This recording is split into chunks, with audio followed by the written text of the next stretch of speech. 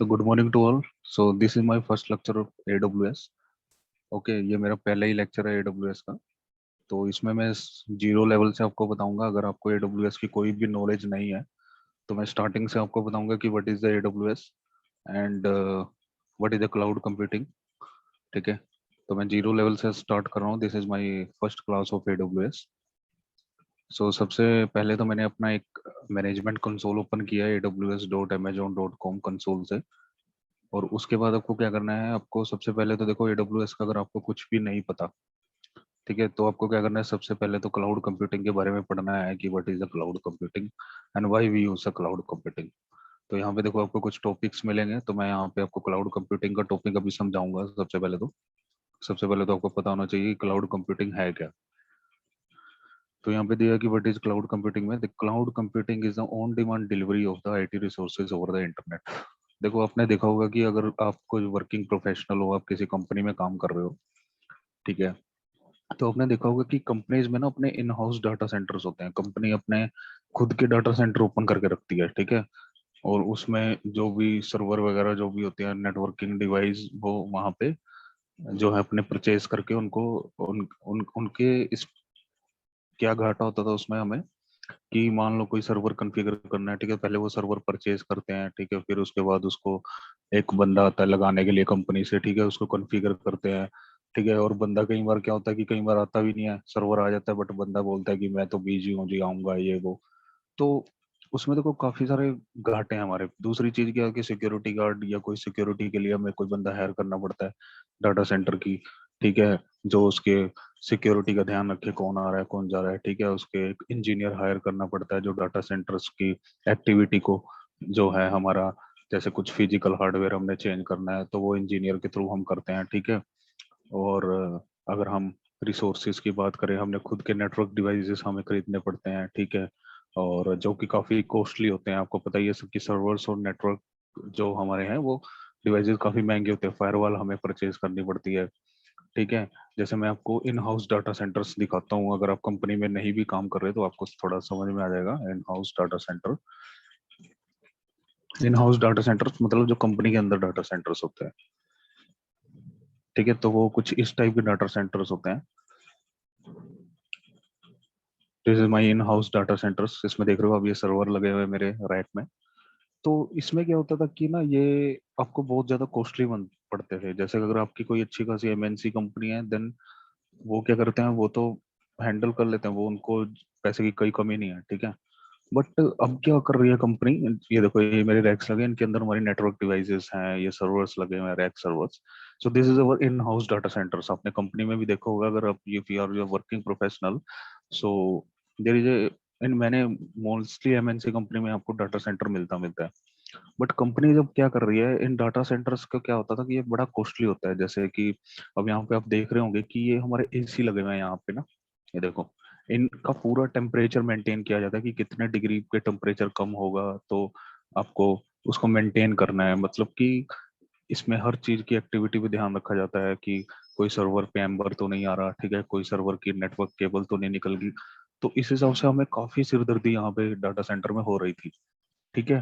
तो और हमें परचेज करने पड़ रहे थे, सर्वर नेटवर्क डिवाइसेस परचेज करनी पड़ रही थी, और डाटा सेंटर को मेंटेन, एक पूरा AC खरीदना, ठीक है, और पावर सप्लाई का ध्यान रखना, नेटवर्क डिवाइसेस परचेज करने, सर्वर्स परचेज करने, उनको कॉन्फ़िगर करवाना, ठीक है, उनको देख रेख करना। तो इसमें क्या होता है कि बहुत सिरदर्दी होती है, ठीक है। इसीलिए जो हमारा IT में जो एक चीज आई, that is a cloud computing. तो क्लाउड कंप्यूटिंग ने क्या कहा, वो बोल रहे थे कि भाई जो आपका ये डाटा सेंटर से काम आपको मिल रहा है ना, वो काम हम ओवर द इंटरनेट आपको करके दे देंगे। मतलब कि आपकी वेबसाइट है, मान लो वो होस्ट है किसी सर्वर में, तो क्लाउड कंप्यूटिंग में क्या बोलता है कि आपको ये परचेज करने की जरूरत नहीं है इतना हार्डवेयर, आपको कोई डाटा सेंटर नहीं ओपन करना अपना, कोई भी आपको इन सर्वर्स को नहीं परचेज करना, कोई भी आपको नेटवर्क डिवाइसेस नहीं परचेज करने, कोई भी आपको AC वगैरह नहीं यहाँ पे लगाना डाटा। मतलब कि ये डाटा सेंटर आपको काटा मार दो इस चीज पे। मतलब कि इसकी तो यहाँ पे ये जरूरत ही नहीं है डाटा सेंटर की, if you are using the cloud computing, ठीक है। बैकग्राउंड में क्या होता है, देखो बैकएंड में AWS भी यही डाटा सेंटर यूज कर रहा है, ठीक है।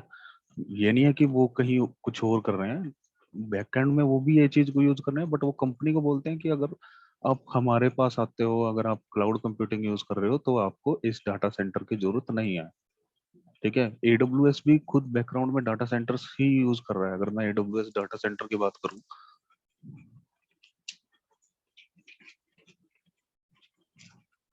So that is the AWS data centres. ये देखो, ये एडब्ल्यूएस के डाटा सेंटर्स हैं, बैकग्राउंड में वो भी यही चीज यूज कर रहा है।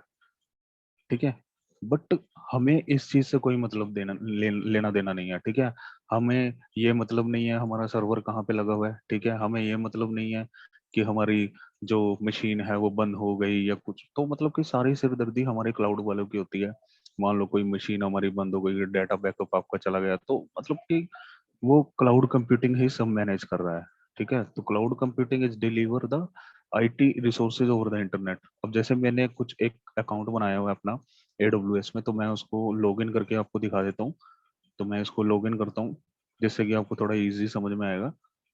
तो जैसे ही आप एडब्ल्यूएस पे कंसोल पे लॉगिन करते हो तो आपको एक ऐसा व्यू मिलता है, this is our dashboard of the AWS. तो यहाँ पे हमारी जैसे एक EC2 सर्विस है by which we can create the virtual machines, इसके बारे में मैं बताऊंगा आपको। तो मैं जस्ट आपको थोड़ा सा ओवरव्यू दे रहा हूँ कि ये डिलीवर कैसे करता है IT infrastructure over the internet. तो अभी मैं क्या करूंगा, देखो मैं एक मशीन क्रिएट करके आपको दिखाता हूँ जिसको आपको समझ में आएगा कि कितनी जल्दी हमारा क्लाउड से काम हो जाता है। ठीक है, तो देखो अगर आपको फिजिकली सर्वर कोई क्रिएट करना पड़े तो देखो आपको कम से कम पता नहीं कितने दिन लग जाते हैं। ठीक है, बट अगर आपके पास क्लाउड है, एडब्ल्यूएस क्लाउड, तो देखो अब टाइम को देखो कितना बज रहा है, 10:43 बज रहे हैं। मैं 5 मिनट में यहाँ पे सर्वर क्रिएट कर दूंगा। बट फिजिकली क्या ये हो सकता है? नहीं हो सकता। फिजिकली ये बिल्कुल भी नहीं हो सकता। अगर फिजिकली आप कोई सर्वर कॉन्फ़िगर करना चाहते हो तो मैं सबसे पहले, देखो आप टाइम देखो 10:43 हो रहे हैं, और मैं आपको यहाँ कुछ ही मिनटों में एक सर्वर कॉन्फ़िगर करके दिखाऊंगा, और उस सर्वर को मैं रिमोट भी देकर दिखाऊंगा। तो इसको ये मतलब नहीं होता हमें कि वो कहाँ पे होस्टेड है, बट AWS हमें उसका रिमोट दे देता है। ठीक है, तो इसमें ये चीज होती है क्लाउड कंप्यूटिंग में। आगे मैं आपको बताऊंगा कि कैसे हम सर्वर क्रिएट करते हैं with the help of EC2 services, there are many services. ठीक है, तो सभी सर्विसेज के बारे में धीरे धीरे मैं करवाऊंगा। ठीक है, तो सबसे पहले तो हमें क्लाउड कंप्यूटिंग को समझना पड़ेगा, उसके बाद ही इन सर्विसेज को हम करेंगे। ठीक है, डायरेक्टली मैं इन सर्विसेज को नहीं करा सकता, ऐसे आपको समझ में नहीं आने वाला। सो ये आपको समझ में आ गया कि cloud computing is on demand delivery of IT resources over the internet. So ये आपको ब्राउजर के थ्रू आप आईटी इंफ्रास्ट्रक्चर एसेस कर रहे हो। देख रहे हो ये जो मैंने ओपन किया हुआ है, that is my web browser. ठीक है, और ये डिलीवर करता है आईटी इंफ्रास्ट्रक्चर। देखो EC2 से आप सर्वर क्रिएट कर लेते हो। ठीक है, VPC से आप नेटवर्क क्रिएट कर सकते हो।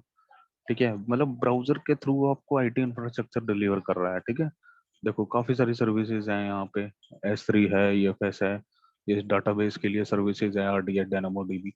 सो क्या हो रहा है कि आपको आईटी इंफ्रास्ट्रक्चर मिलता है ओवर द इंटरनेट। आपको खुद का कोई भी सर्वर नहीं परचेज करने की जरूरत है, आपको खुद का कोई भी इंजीनियर नहीं रखने की जरूरत है। ठीक है, जैसे हम क्या करते हैं सर्वर्स के लिए एक इंजीनियर हायर करते हैं जो शिफ्ट्स में काम करते हैं, और उनको हार्डवेयर वगैरह की कोई प्रॉब्लम आती है, सर्वर्स में कोई दिक्कत आती है, तो वो लोग देखते हैं। ठीक है, तो AWS ने हमारा काफी जो है कॉस्ट बता बचा लेता है हमारा AWS। ठीक है, तो it is deliver the IT infrastructure over the internet, इतना आपको समझ में आ ही गया होगा। विद पे यू एज यू प्राइसिंग, ये अकॉर्डिंग टू पे लेता मतलब पैसा लेता है जैसे जैसे आप उसको यूज करते हो। ठीक है, ये पैसा जब नहीं लेता जब आप मान लो अपना सर्वर नहीं यूज कर रहे हो, उसका कोई पैसा नहीं लगता। इंस्टेंड ऑफ बाइंग, देखो हम क्या करते हैं, अपने इन हाउस डाटा सेंटर तो हम सर्वर परचेज करते हैं। ठीक है, and maintaining physical data centre, हम उनको मेंटेन करते हैं। ठीक है, अगर मान लो एसी में कोई प्रॉब्लम आई तो हम इलेक्ट्रिकल वालों को फोन करते हैं, यार आपका एसी बंद हो गया, प्रॉब्लम दे रहा है। ठीक है, कोई एम्बर आया तो एम्बर की प्रॉब्लम होती है, फिर आगे टीम से कांटेक्ट करना पड़ता है। किसी ड्राइव्स में प्रॉब्लम आ गई, किसी स्टोरेज में प्रॉब्लम्स आ गई, तो उसको मतलब काफी सारी सिरदर्दी होती थी इन हाउस डाटा सेंटर्स में। So that's why this is the main reason for move to cloud computing. तो you can access technology service such as a computing, storage, databases as basis of cloud provider. So AWS आपको ये सारा जो इन house data centres में आपको resources मिल रहे थे, वो AWS ओवर द इंटरनेट आपको डिलीवर कर देता है। उसके लिए आपको खुद भी कोई परचेस नहीं करना, कोई आईटी हार्डवेयर आपको परचेस नहीं करना, कोई आपको सिक्योरिटी गार्ड नहीं हायर करना, अपना डाटा सेंटर्स की सिक्योरिटी के लिए कोई आपको इंजीनियर नहीं हायर करना। ठीक है, सो क्लाउड कंप्यूटिंग ने हमारा सारा कॉस्ट जो है बचा लिया। तो वो इज यूजिंग क्लाउड कंप्यूटिंग। ठीक है, कौन यूज करता है cloud computing? Organisation over every type, कोई भी ऑर्गेनाइजेशन है, ठीक है, जहाँ पे हमारे in house data centres use किए जाते थे, widely variety of such as data backup के लिए, डिजास्टर रिकवरी, वर्चुअल डेस्कटॉप, ठीक है, तो इन सब के लिए हम क्लाउड कंप्यूटिंग यूज कर सकते हैं। Health care companies are using the cloud, जैसे हमारा फोर्टीज हॉस्पिटल लगा लो या कोई भी बड़े बड़े हॉस्पिटल, वो अपने डाटा बैकअप के लिए भी क्लाउड में यूज करते हैं, क्योंकि उनको, लोगों को इतना टाइम नहीं होता कि वो अब, मान लो कोई हॉस्पिटल है, अब वो अपने पेशेंट्स को देखेगा या फिर अपने आईटी विभाग, आईटी के जो सर्विसेज का उनको देखेगा, ठीक है, उसको अलग से एक आईटी टीम हायर करनी पड़ेगी जो ये सब मेंटेन करे। तो वो मोस्टली क्या करते हैं, क्लाउड कंप्यूटिंग से कॉन्टेक्ट करते हैं कि भाई हम, हमारा जो भी है ये वेबसाइट है, ये आपको होस्ट करनी है, या फिर कोई भी हमारा डाटा बैकअप है, ये आप देखो अपने आप, ठीक है, अब मुझे बता देना कि कैसे करना है, मतलब कि सर्वर्स वगैरह की जिम्मेवारी सारी वो क्लाउड को दे देते हैं, एडब्ल्यूएस को या कोई भी एज्योर को, ठीक है, उनकी सारी दिक्कत खत्म हो जाती है, उनको कोई भी डाटा सेंटर्स खुद का अपना नहीं परचेज करना पड़ता, अपने सर्वर्स नहीं परचेज करने पड़ते। तो बहुत सारी ऑर्गेनाइजेशन है जो हमारी क्लाउड पे जा रही हैं। तो बेनिफिट्स क्या क्या है क्लाउड कंप्यूटिंग के? Availability. The cloud give you easy access to a broad range of technology so that you can innovate faster and build nearly anything that you can imagine. So you can quickly sign up resources as you need them, from infrastructure services such as compute storage and databases to Internet of Things, machine learning, data lakes and analytics, much more.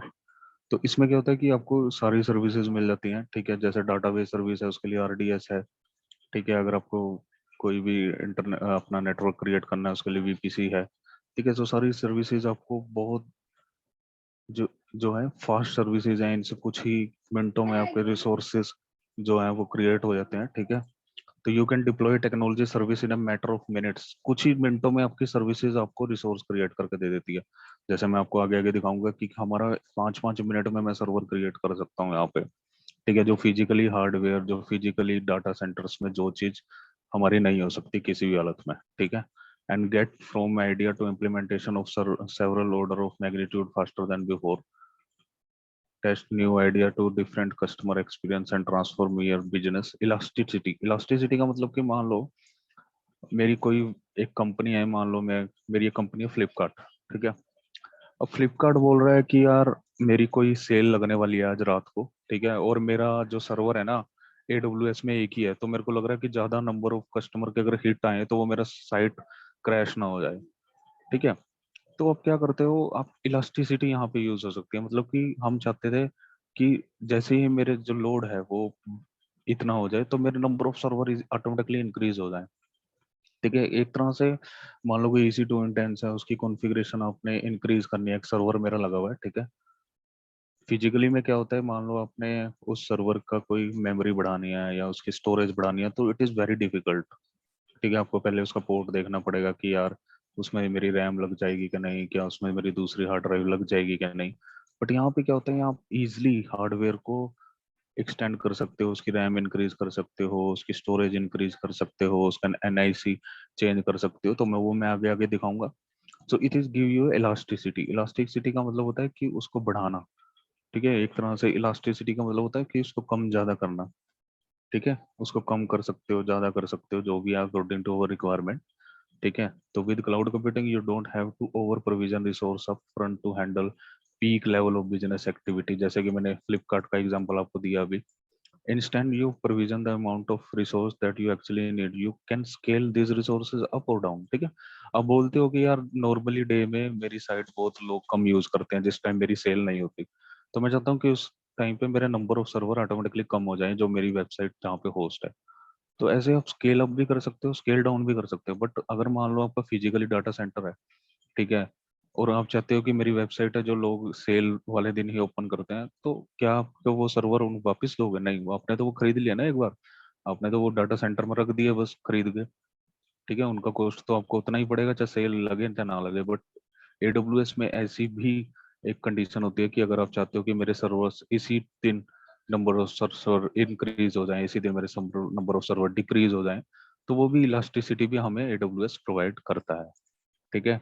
उसके बाद आता है cost saving. Cost saving हमारी इसलिए होती है कि देखो अब आपने कि यार अगर आप क्लाउड यूज कर रहे हो, ठीक है, आपको अपना फिजिकल हार्डवेयर खरीदने की जरूरत नहीं है, आपको सर्वर खरीदने की जरूरत नहीं है, आपको कोई इंजीनियर नहीं हायर करना है इन सर्वर्स को मेंटेन करने के लिए, ठीक है, आपको कोई सिक्योरिटी गार्ड नहीं रखना अपने डाटा सेंटर के लिए, आपको कोई एसी नहीं खरीदने की जरूरत है, आपको कोई एक इलेक्ट्रिशियन रखने की जरूरत नहीं है जो इसकी पावर को हमारा मैनेज करेगा डाटा सेंटर की, ठीक है, आपको कोई भी एक्टिविटी की कोई भी फालतू की टेंशन नहीं है, क्योंकि आपको इन हाउस डाटा सेंटर्स में काफी सारी टेंशन्स होती हैं, ठीक है, आपको मान लो आप कंपनी को लॉक करके कहीं पे चले जाते हो तो पीछे से आपको काफी सारी टेंशन होती है कि यार मेरे सर्वर लगे हुए हैं, क्या कोई इनको बैकअप तो नहीं ले लेगा, ये वो, ठीक है, क्या कोई मेरा जो है बहुत सारी प्रॉब्लम्स होती है, मान लो कोई बारिश आ गई तो क्या मेरे सर्वर्स में कोई इशू तो नहीं आ जाएगा, ये वो, तो ये सारी हमारी टेंशन कम हो जाती है क्लाउड से।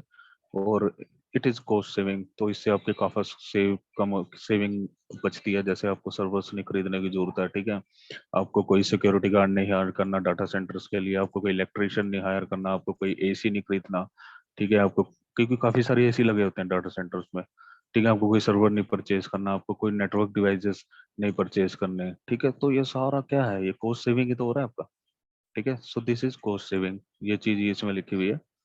उसके बाद डिप्लॉय ग्लोबली इन मिनट्स, आप कुछ भी डिप्लॉय कर सकते हो मिनट में, जैसे मैं आपको सर्विसेज से धीरे धीरे आपको दिखाऊंगा कि EC2 सर्विस से हम एक 5-5 मिनट में सर्वर क्रिएट कर देते हैं, ठीक है, VPC है, तो मतलब कि ये नहीं है कि काफी टाइम लग रहा है हमें, तो it is deploy globally in minutes, मतलब कि कुछ ही मिनटों में आपको आपका रिसोर्स जो है वो रेडी मिल जाएगा, ठीक है, इसमें ये नहीं है कि मैं जैसे मान लो मुझे कोई सर्वर चाहिए तो मैं बैठा हुआ पूरे दिन के लिए कि मेरा सर्वर मेरा क्रिएट हो, नहीं, तो कुछ ही मिनटों में आप सर्वर क्रिएट कर सकते हो यहाँ पे, वो मैं आगे आगे आपको दिखाऊंगा नेक्स्ट लेक्चर में।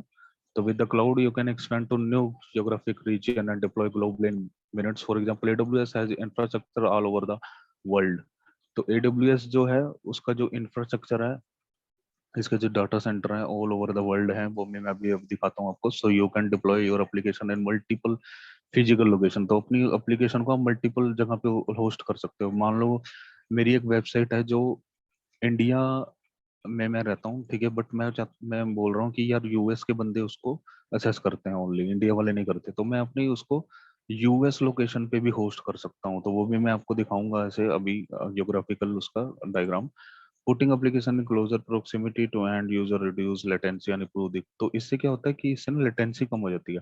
अब मान लो कोई सर्वर रखा हुआ है इंडिया में, ठीक है, और उसको असेस कर रहा है यूएस का बंदा, तो क्या होता है कि लेटेंसी बहुत ज्यादा हो जाती है, स्लो चलती है वेबसाइट, ठीक है, बट आप चाहते हो कि नहीं यार हमें यूएस के लिए एक अलग सर्वर, मतलब यूएस का बंदा असेस करे तो वो रिक्वेस्ट जाए यूएस के सर्वर पे, इंडिया का बंदा असेस करे तो वो इंडिया के सर्वर पे रिक्वेस्ट आए, तो इस हिसाब से भी आप काम करवा सकते हैं क्लाउड में, ठीक है, कंटेंट डिलीवरी CDN से, वो भी मैं आपको बताऊंगा।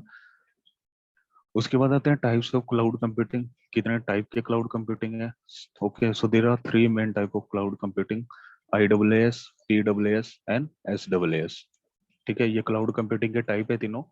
तो जैसे इंफ्रास्ट्रक्चर एज ए सर्विसेज का मतलब होता है कि जहाँ पे आपको क्लाउड वाला जो है ना इंफ्रा दे देता है, मतलब कि जैसे आपको एक सर्वर दे दिया, सर्वर इसमें कुछ सर्विसेज आती हैं, जैसे जो जैसे EC2 सर्विस, ठीक है, EC2 सर्विस का मैं दिखा देता हूँ आपको, जैसे ये EC2 सर्विस है, देख एग्जाम्पल ऑफ IaaS का मतलब इंफ्रास्ट्रक्चर एज ए सर्विस, जहाँ पे आपको इंफ्रास्ट्रक्चर दे रहा है क्लाउड, ठीक है, आपको उसने इंफ्रास्ट्रक्चर दे दिया, बट वो कहता है कि बाकी की कॉन्फ़िगरेशन जो करनी है भाई वो आपने करनी है, मेरा काम था इंफ्रास्ट्रक्चर देना, मैंने दे दिया, ठीक है। अब जैसे EC2 सर्विस है, तो EC2 सर्विस में मैं क्या करता हूँ यहाँ से, जैसे हम क्रिएट कर सकते हैं कोई भी सर्वर, ठीक है, कोई भी सर्वर हम यहाँ से क्रिएट करते हैं, मैं आगे आगे बताऊंगा कि how we can create the server with the help of EC2। तो ये मल्टीपल, देखो मेरी AMI इमेजेस होती हैं, ठीक है, इससे मैं सर्वर क्रिएट करके दिखाऊंगा, अभी मैंने जस्ट आपको ये एग्जांपल दिया है कि EC2 is a example of infrastructure as a service, क्योंकि ये EC2 इंटेंस तो बना देगा, बट उसके बाद जो कॉन्फ़िगरेशन करनी है वो आपने करनी है, तो इसका मतलब होता है इंफ्रास्ट्रक्चर एज ए सर्विस, मतलब इंफ्रास्ट्रक्चर वो हमें देगा, बाकी की कॉन्फ़िगरेशन आपने करनी है, ठीक है। तो IaaS contain the basic building block for cloud IT. It is basically provide access to networking feature, computer। तो जैसे आपको ये फिजिकली एक हार्डवेयर दे देगा, जैसे मतलब कि आप एक बोलते हैं ना, जैसे आप दुकान पे गए, ठीक है, दुकान वाले को आपने पैसे दिए और वो एक आपको, या आपको लगा लो एक लैपटॉप होता है, जैसे आप बोलते हो मैंने कमांड बेस्ड लैपटॉप लिया, मतलब उसमें विंडो नहीं इंस्टॉल होती, वो आपको दे देता है, बट बाकी क्या करते हैं, विंडो इंस्टॉल है मान लो उसमें, तो आप लैपटॉप लेके आते हो तो उसमें सॉफ्टवेयर वगैरह खुद करते हो। ठीक है, उसमें सॉफ्टवेयर करते हो, उसको कॉन्फ़िगर कर लेते हो। मान लो आपको मेल कौन सी चाहिए, आउटलुक चाहिए, फलाना, जो भी हमारी कॉन्फ़िगरेशन है वो आप कर लेते हो। बट तो यही चीज है एक तरह से AWS में। ठीक है, मतलब कि जो सर्वर मिलेगा आपको वो तो सर्वर दे देगा, बट जो कॉन्फ़िगरेशन करनी है बाद में वो आपने खुद करनी है। तो इंफ्रास्ट्रक्चर एज ए सर्विसेज में वो सर्विसेज आती हैं, जैसे EC2। तो EC2 आपका मशीन क्रिएट कर देगा, बट बाकी जो कॉन्फ़िगरेशन होगी उस मशीन में वो आपको करनी है। So this is the meaning of IWS। PWS का मतलब होता है कि platform as a service. PWS का सबसे बढ़िया फीचर ये होता है कि आपको एक सर्वर क्रिएट करने की जरूरत नहीं पड़ती यहाँ पे। ठीक है, अभी जैसे मैंने अपनी मेरी वीडियो मैंने बनाई हुई है S3 स्टैटिक वेब होस्टिंग, तो उसमें आपने देखा होगा कि मैं डायरेक्टली वेबसाइट को होस्ट कर रहा हूँ विदाउट किसी सर्वर के। ठीक है, तो वही काम हमारा इस सर्विस से भी हो जाता है, बट उससे वो काम मेरा बड़ा पड़ता है। उसमें सबसे पहले मेरे को एक EC2 इंस्टेंस बनाना पड़ता था, फिर उसमें एक पैकेज इंस्टॉल करना पड़ता था, फिर मुझे वेबसाइट होस्ट करनी पड़ती थी। बट पैस तो क्या करता है, वो डायरेक्टली आपको प्लेटफॉर्म दे रहा है। ठीक है, वो बोलता है कि भाई आपको क्या काम करवाना है वो मुझे बताओ। ठीक है, मैं विदाउट वर्चुअल मशीन के ही आपका काम करके दे दूंगा। ठीक है, तो मैंने बोला था कि भाई एक वेबसाइट होस्ट करनी है। ठीक है, that is a static website. तो ये बोलता है कि भाई आपको वर्चुअल मशीन क्रिएट करने की जरूरत नहीं है। ठीक है, मेरी एक सर्विस है S3। ठीक है, वहां पे जाओ और अपनी वेबसाइट होस्ट कर लो, आपको EC2 यूज करने की जरूरत नहीं है। तो पैस जो होता है एक प्लेटफॉर्म दे रहा है आपको डायरेक्टली, आपको एक EC2 इंटेंस क्रिएट करने की जरूरत नहीं है, आपको एक इंफ्रास्ट्रक्चर की जरूरत नहीं है, आपको डायरेक्टली एक प्लेटफॉर्म दे दिया। ठीक है, तो पैस तो प्लेटफॉर्म एज ए सर्विस का एग्जांपल है S3। जैसे हमारा IWS का एग्जांपल EC2 था, ऐसे ही पैस का एग्जांपल है मेरा S3। तो S3 में जैसे मैंने एक मेरी वीडियो ऑलरेडी बनी हुई है S3 की, स्टैटिक सिंपल स्टोरेज सर्विस होती है एक, जहाँ पे मैंने स्टैटिक वेब होस्टिंग की थी। तो इसमें देखो ये प्लेटफॉर्म एज ए सर्विस का एग्जांपल है, क्योंकि ये आपको एक डायरेक्टली प्लेटफॉर्म दे रहा है। मतलब कि ये बोलता है कि आप अपना काम बताओ। ठीक है, आपको कोई भी मशीन क्रिएट करने की जरूरत नहीं है और आपका काम डायरेक्टली हो जाएगा। तो जैसे मैंने यहाँ स्टैटिक वेबसाइट होस्ट करी थी इन बकेट्स के अंदर, आप मेरी वीडियो में देख सकते हो, एक स्टैटिक वेब होस्टिंग का लेक्चर है। ठीक है, तो देखो यहाँ पे क्या मैं कोई वर्चुअल मशीन क्रिएट कर रहा हूँ, नहीं कर रहा। मैंने बकेट बनाई और उसके अंदर कंटेंट्स लोड किया और मेरी वेबसाइट होस्ट होगी। तो मैंने क्या कोई वर्चुअल मशीन क्रिएट की ना, कोई पैकेज इंस्टॉल किया। ठीक है, ना कोई सर्विस स्टार्ट करी। तो मतलब कि डायरेक्टली आपका काम हो गया। तो that is example of PWS, platform as a service. Directly आपको प्लेटफॉर्म दे रहा है। ठीक है, और IWS जो आपको इंफ्रा दे रहा है, बट वो कहता है कि बाकी का काम तुम कर लो खुद। बट ये बोलता है कि भाई मैं प्लेटफॉर्म दे दूंगा डायरेक्ट, आपको मशीन मशीन के चक्करों में पड़ने की जरूरत नहीं, आप काम बताओ क्या करना है। ठीक है, तो ये भी मैं आपको तो दिखाऊंगा आगे आगे PWS की कौन कौन सी सर्विसेज हैं। जैसे IWS की EC2 है, इसकी S3 है। और सॉफ्टवेयर एज ए सर्विस, जैसे मान लो अब हमारी कोई एप्लीकेशन है Office 365, आपने सुना होगा। तो हम उसमें क्या करते हो, मेल एक्सेस करते हो ना। ठीक है, तो ये बोलता है कि अगर आपको मान लो आपका URL है। ठीक है, अब कोई भी टिकटिंग टूल है, ठीक है, आपने देखे होंगे कंपनीज में जो काम कर रहे हैं, तो हमारे कुछ टिकटिंग टूल यूज होते हैं। ठीक है, जहाँ पे आपके पास टिकट्स वगैरह आती हैं। ठीक है, तो क्या वो उसके लिए हम कौन सी सर्विस यूज करेंगे। ठीक है, मान लो Office 365 आपकी रिक्वायरमेंट है कि मुझे Office 365 चाहिए, या मेरे को एक URL का लिंक चाहिए जहाँ पे टिकट्स मेरी क्रिएट हो। तो क्या हम उसके लिए एक कन्फिगर करेंगे, हम पहले अपना सर्वर कन्फिगर करेंगे फिर होस्ट करेंगे? नहीं ना, हम ये यूज कर सकते पैस में।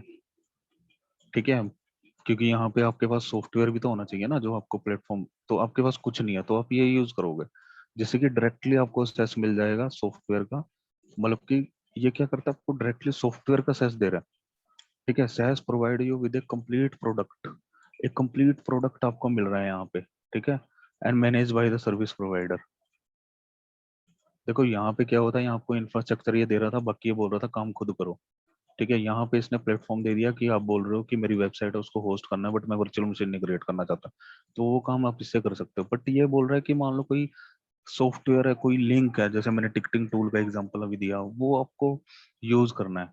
ठीक है, तो आप ये यूज करोगे। मतलब कि इसमें ये बोलते हैं कि हम उस सॉफ्टवेयर का एक्सेस आपको दे देंगे। ठीक है, आपको किसी सर्वर के पंगे में पड़ने की जरूरत नहीं है। ठीक है, हम आपको सर्विस मतलब आपको URL एक्सेस हो जाएगा बस। तो उस केस में हम ये यूज कर सकते हैं, देखो as provide you with the complete product that is run and managed by the service provider in most cases people referring to the SaaS। तो मोस्ट केसेस में पीपल जो लोग हैं वो इसको रेफर करते हैं टू एंड यूजर एप्लीकेशन, जैसे मैंने बताया अभी वेब बेस्ड ईमेल्स। जैसे आपने देखा ना आउटलुक, हमें करना है कि यार मेरे कंपनी में मेरे को आउटलुक का एक्सेस देना है सबको, मतलब आउटलुक कॉन्फ़िगर करवाना है, या फिर आउटलुक लेके आना है अपना कंपनी, तो हम इस क्लाउड की सर्विस को यूज कर सकते हैं मोस्टली वेब बेस्ड एप्लीकेशंस में। तो you don't have to think about how the service is maintain, तुम्हें ये जो सोचने की जरूरत नहीं है कि कैसे ये मैनेज हो रही है बैकग्राउंड में, बस आपको SaaS मिल जाएगा मेल्स का। तो इस टाइप के जो सर्विसेज होती हैं उनके लिए SaaS हम यूज करते हैं। You only need to think about how you will use that particular software, ठीक है। तो आपको एक तरह से जैसे कुछ टिकटिंग टूल है या कोई सॉफ्टवेयर है या कोई मेल्स है, उसका SaaS मिल जाएगा इससे, SaaS से डायरेक्टली। आपको ये नहीं सोचना कि वो कहाँ पे होस्ट है कहाँ पे नहीं, ठीक है। तो helping customer to innovate faster. अब जैसे एक सीमेंस कंपनी है, the Siemens innovate in energy health care and manufacturing using AWS। तो सीमेंस भी है, जैसे हमारी एक IT कंपनी आपने सुना ही होगा। तो सीमेंस के बारे में जैसे यहाँ पे लिखा है global leader in the electrician automation, ये एक अच्छी खासी कंपनी है, MNC कंपनी है। तो इनका भी AWS के साथ कुछ ना कुछ चलता रहता है, जो भी अपने IT इंफ्रास्ट्रक्चर को लेके। तो ये वो कुछ दिया हुआ है इन्होंने। और बाकी यहाँ पे देखो कि pioneering across industries Siemens is more than 170 है, सीमेंस के बारे में कुछ दिया हुआ है, ठीक है इनका। और cloud services, AWS has more services, more features within those services than another cloud provider include compute storage। तो AWS की कुछ सर्विसेज के बारे में इन्होंने बताया, सॉल्यूशंस दिए हुए हैं। Learn more about cloud computing on AWS। आप उसकी प्राइसिंग के बारे में देख सकते हो, प्रोडक्ट्स के बारे में देख सकते हो। ग्लोबल इंफ्रास्ट्रक्चर में आपको दिखाता हूँ अभी। So that is the global infrastructure. तो मेरे जो है देखो 25 अवेलेबिलिटी जोन है मेरे AWS में। अगर मैं अवेलेबिलिटी जोन की बात करूं तो availability zone is A type of data centres, ठीक है। मैं आपको अवेलेबिलिटी जोन दिखाता हूँ कहाँ पे दिखते हैं, ठीक है। ये मेरे अवेलेबिलिटी जोन होते हैं, देखो। जैसे आप ये AWS कंसोल है, ठीक है। तो AWS कंसोल पे ये देखो सबसे राइट साइड में अगर आप देखो ना, ये वाला जैसे मुंबई लिखा हुआ है, तो ये हमारे अवेलेबिलिटी जोन होते हैं, ठीक है। अब देखो मेरी कितने अवेलेबिलिटी जोन है, मुझे गिनने पड़ेंगे। 1 2 3 4 5 6 7 8 9 10 11 12 13 14 15 16 17 18 19 20 21। तो 21 अवेलेबिलिटी जोन है। तो availability zone is a group of data centres. ये क्या होता है कि ज्योग्राफिकल लोकेशन है डाटा सेंटर्स की, कहाँ कहाँ पे मेरे डाटा सेंटर्स हैं, देखो। तो वही चीज यहाँ पे बताई गई है कि अवेलेबिलिटी जोन, और 5 local zones, 7 announce region, 12 unannounce region. और देखो कितनी कंट्रीज में इनके डाटा सेंटर्स हैं। तो ये सारा ये देखो ये ज्योग्राफिकल लोकेशन है। Customer are increasing choose AWS to host their cloud based infrastructure and release, जो भी है। तो ये इन्होंने कुछ दिया था कि magic quadrant for cloud infrastructure and platform services. अब जैसे प्लेटफॉर्म सर्विसेज में देने के मामले में देखो सबसे ऊपर Amazon इस टाइम चल रहा है। सबसे पहले टीसेंट क्लाउड है, उसके बाद फिर IBM है, फिर ओरेकल है। अब देखो उसके बाद हमारा अलीबाबा क्लाउड है, फिर गूगल है, माइक्रोसॉफ्ट। तो सबसे हमारा जो लीडरशिप में चल रहा है ना, वो इस टाइम में Amazon चल रहा है, ठीक है। ये दिखा हुआ ना कि एबिलिटी टू एग्जीक्यूट, तो सबसे टॉप पे हमारा Amazon वेब सर्विसेज इस टाइम चल रहा है, ठीक है। और ये AWS ग्लोबल इंफ्रास्ट्रक्चर है कि कहाँ कहाँ हमारे ग्लोबली जो डाटा सेंटर्स हैं कहाँ कहाँ पे। अभी देखो यहाँ पे रीजन, ये सारे रीजन है देखो। एक देखो नॉर्थ कैलिफोर्निया, जो मेरे रीजन है ना ये वाले, ये कौन से रीजन है, ये वाले रीजन है, ये वाले रीजन है ये सब, ठीक है। ये जियोग्राफिकली दे रखे हैं इन्होंने। अब ये जो ये वाले आ रहे हैं हमारे, जो ऑरेंज है, तो ये कमिंग सून, दैट मीन्स यहाँ पे भी अभी डाटा सेंटर्स डेवलपमेंट का काम चल रहा है, but it will be deploy soon. अब देखो जैसे मुंबई में था पहले हमारे पास डाटा सेंटर से AWS का, देखो ये रहा, ये 2016 में लॉन्च हुआ था। 3 अवेलेबिलिटी जोन है इसके अंदर, ठीक है। बट नाउ अभी हैदराबाद में भी देखो AWS अपना डिप्लॉय करने वाला है डाटा सेंटर, इसलिए यहाँ पे कमिंग सून आ रहा है, ठीक है। क्योंकि हमारे पूरे इंडिया में एक ही जगह हमारा डाटा सेंटर था AWS का, वो था मुंबई में, ठीक है। मुंबई रीजन इसीलिए हमारा यहाँ पे शो होता है। जैसे आप जाओगे ना तो देखो मुंबई रीजन आ रहा है, ठीक है। ये देखो मुंबई रीजन। तो किसी दूसरे में जाओगे तो वहां पे मेरा, जैसे मान लो मैं चला गया हांगकांग में, तो हांगकांग में आप जो मशीन बनाओगे वो आपको नहीं मिल, देखो इसमें ये दिखा रहा है कि enable Asia Pacific Hong Kong reason, you can control weather. तो ये बोल रहा है कि नहीं, आप जो आपकी लोकेशन है ना, वो मुंबई रीजन सेलेक्ट करो, क्योंकि मैं इंडिया के हिसाब से आपको मुंबई में ही काम करना चाहिए। ठीक है, तो ऐसे हम मल्टीपल रीजन सेलेक्ट करोगे तो उसी अवेलेबिलिटी जोन में आप काम करोगे, वहीं पे डाटा सेंटर में। जैसे मान लो मैं नॉर्थ वर्जीनिया में चला जाता हूँ, तो नॉर्थ वर्जीनिया में क्या है, नॉर्थ वर्जीनिया जो है मेरा फर्स्ट डाटा सेंटर है एडब्ल्यूएस का। ये सबसे पहले जो एडब्ल्यूएस ने अपना डाटा सेंटर बनाया था वो नॉर्थ वर्जीनिया में बनाया था। उसके बाद जो भी है हमारे बाकी डाटा सेंटर बने हैं। ठीक है, तो मैं जियोग्राफिकल लोकेशन से आपको ये दिखाना चाह रहा हूँ कि ये मेरे सारे अवेलेबिलिटी जोन है। ठीक है, सिडनी का है जो 2012 में बना, और ये जो ऑरेंज में आ रहे हैं ये मेरे डिप्लॉयमेंट का काम यहाँ चल रहा है, ये रेडी होने वाले हैं बस थोड़े दिनों बाद। जैसे अभी मेरा मुंबई में था पहले, ठीक है, और अभी भी है मतलब रीजन, बट अभी देखो हैदराबाद में भी आने वाला है। मतलब कि यहाँ पे फिर हमारा हैदराबाद भी शो होगा, जैसे मुंबई शो हो रहा है ना ये, ऐसे हैदराबाद का भी एक यहाँ पे ऐड हो जाएगा जब वो डाटा सेंटर हमारा रेडी हो जाएगा। तो देखो यहाँ पे आपको नॉर्थ वर्जीनिया अगर मैं दिखाता हूँ कहीं पे, तो वो हमारा सबसे पहला डाटा सेंटर था एडब्ल्यूएस का। यो है नॉर्थ वर्जीनिया।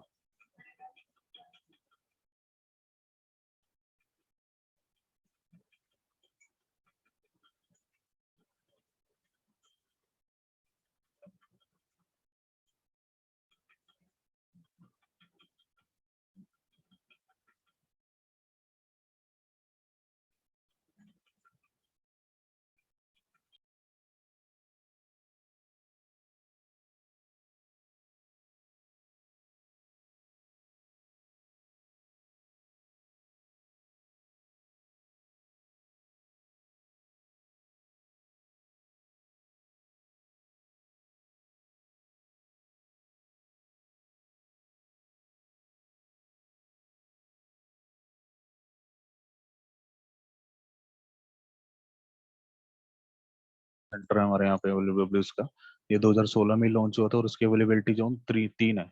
अवेलेबिलिटी जोन क्या होता है, एक group availability zone is a, there are multiple availability zone in one.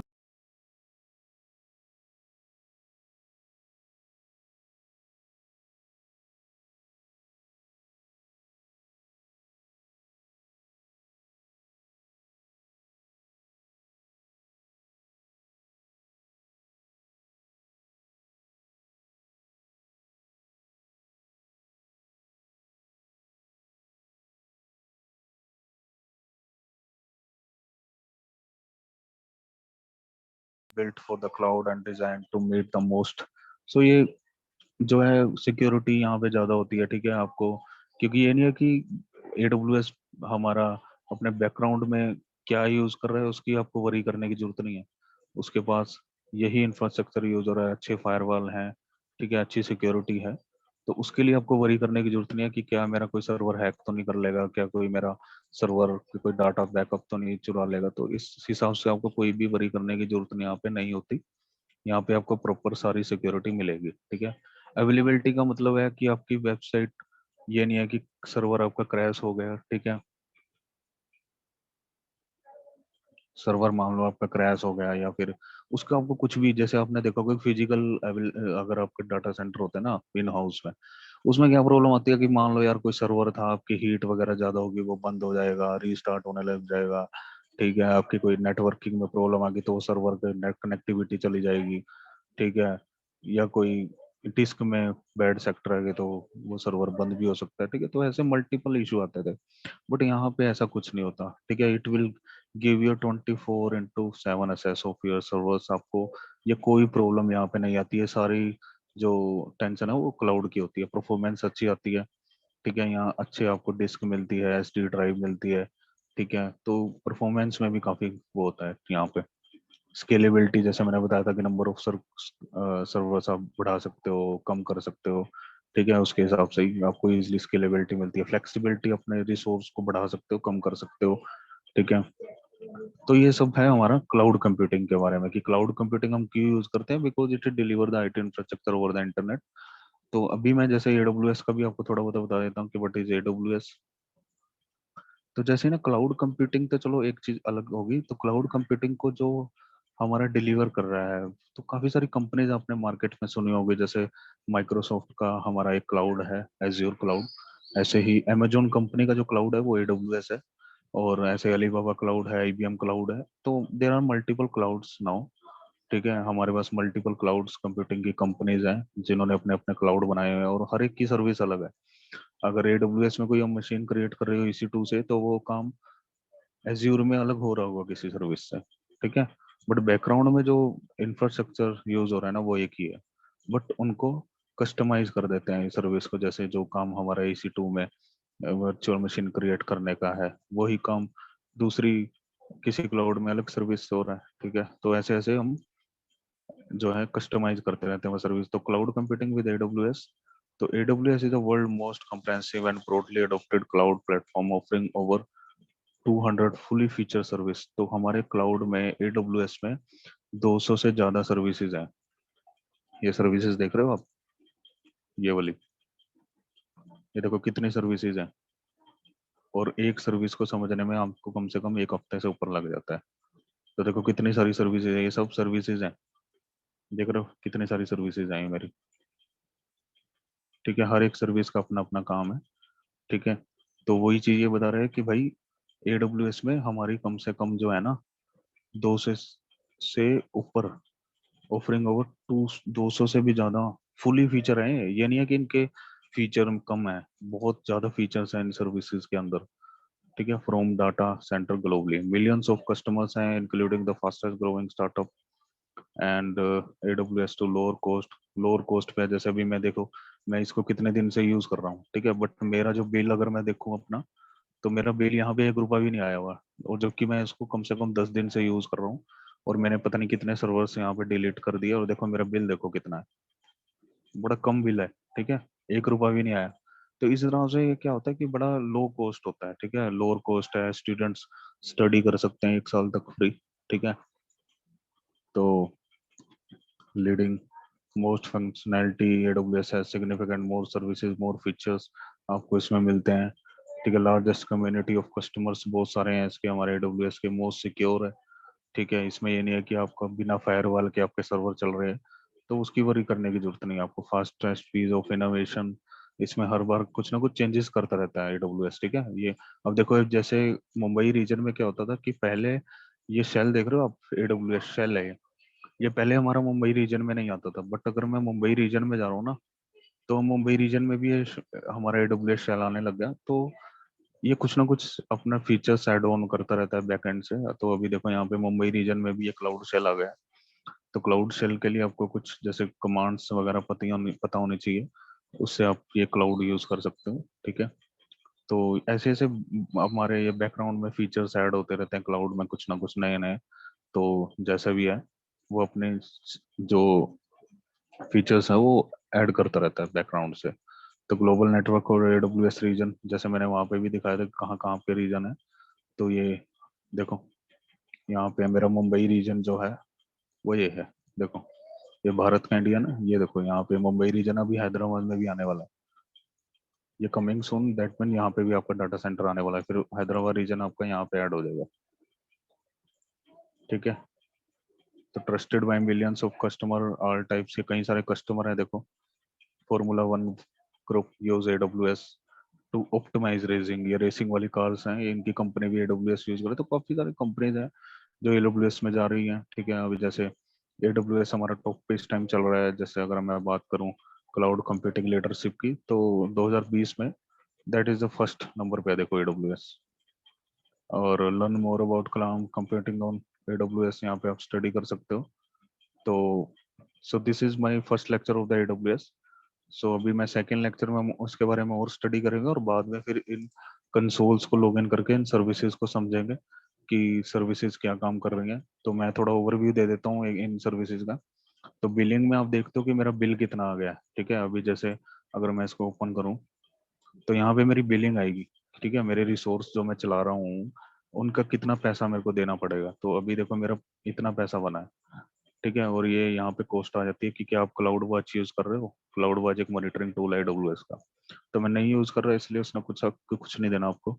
Elastic compute cloud EC2, वो भी हम समझेंगे कि आगे क्या डाटा सेंड ट्रांसफर, क्या मैंने कोई डाटा ट्रांसफर किया, हाँ किया, उसका इतने रुपये बिल आ गया। ठीक है। तो ऐसे ऐसे आपको कई सर्विसेज यहाँ पे देखने को मिलेंगी। ऐसे EC2 है, EC2 से मैं वर्चुअल मशीन क्रिएट करते हैं हम AWS में, वो भी मैं आपको करके दिखाऊंगा कि how we can create the virtual machine with the help of EC2। In few minutes we can create the virtual machines. Okay. So there is no any जैसे टाइम डिले कि हाँ भाई मेरा 1-2 दिन में मशीन क्रिएट होगी, नहीं। आपको कुछ ही मिनटों में आपको मशीन क्रिएट होकर मिल जाएगी। VPC है, by which we can create the isolate. जैसे मान लो आपकी एक कंपनी है, ठीक है, आप एक कंपनी में बोलते हो कि यार एक अकाउंट डिपार्टमेंट है, एक फलाना डिपार्टमेंट है, इन दोनों को अलग अलग आईपी के नेटवर्क दो, अलग अलग आईपी के हमारे इनके सर्वर होना चाहिए। ठीक है, तो वो इस टाइप का नेटवर्क आप VPC से क्रिएट कर सकते हो। IAM, कोई आपका मान लो यूजर्स है, अभी जैसे मैं रूट यूजर में हूँ तो मेरे को सभी सर्विसेज का एक्सेस हो रहा है। बट अगर आप एक यूजर क्रिएट करना चाहते हो जिसका कुछ लिमिटेड एक्सेस हो, ठीक है, मान लो कोई नया बंदा आया है जिसको ओनली क्या हो, उसको एक ही सर्विस का एक्सेस देना है। ठीक है, एक ही सर्विस का, दैट मीन मैं चाहता हूँ कि वो ओनली EC2 को मैनेज कर सके। तो हम इस टाइप के यूजर या कस्टम पॉलिसी IAM से बनाएंगे, वो भी मैं आपको दिखाऊंगा। तो S3 थी, जहाँ पे हम आप क्या कर सकते हो, आप ऑब्जेक्ट लेवल स्टोरेज कर सकते हो, अनलिमिटेड डाटा स्टोर कर सकते हो S3 में, स्टैटिक वेबसाइट होस्टिंग कर सकते हो। तो इन सभी सर्विसेज को हम धीरे धीरे समझेंगे। ठीक है, ये सभी सर्विसेज पे आपको काम करना आना चाहिए अगर आप, if you are become a AWS solution architect. हर एक सर्विस का आपको पूरा पता होना चाहिए। जो भी यहाँ सर्विसेज मेरी ये शो हो रही है, तो धीरे धीरे हम इन सर्विसेज को समझेंगे कि कौन सी सर्विसेज क्या काम कर रही है, किस सर्विसेज कौन सी रिक्वायरमेंट है हमारी, तो कौन सी सर्विस यूज करनी है। ठीक है, तो ऐसे धीरे धीरे हम सभी सर्विसेज को समझेंगे। सो अगर आपको ये अच्छा लेक्चर सही लगा हो तो मुझे कमेंट बॉक्स में जरूर बताएं। ठीक है, तो मैं सेकेंड लेक्चर में कुछ ही दिनों में इसका लेके आ जाऊँ AWS में।